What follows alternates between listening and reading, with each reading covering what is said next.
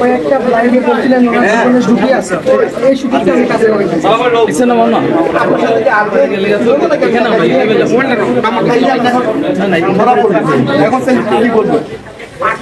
এটাই ছিলাম যে এটা সত্যটা, যেটা সত্য এটাই, আমি তো আর অন্য কাউকে দোষারোপ করতে পারি। জি, আমি এই টাকার জন্য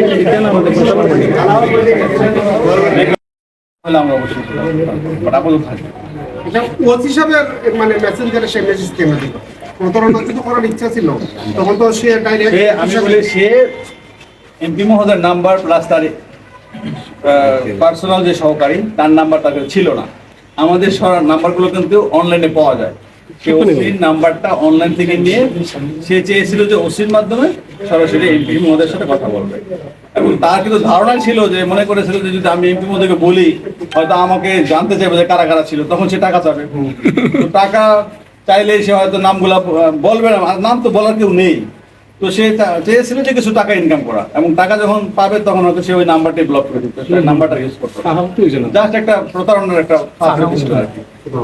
তারপরে আমরা আবারও জিজ্ঞাসা আমরা আরো কিছু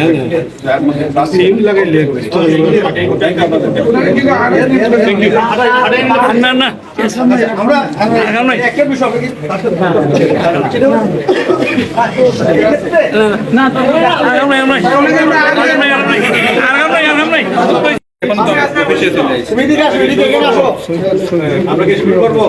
অফিসে আছে আমরা মানে দুর্ভাগ্য যে ওই দিনই ধরতে পারতাম।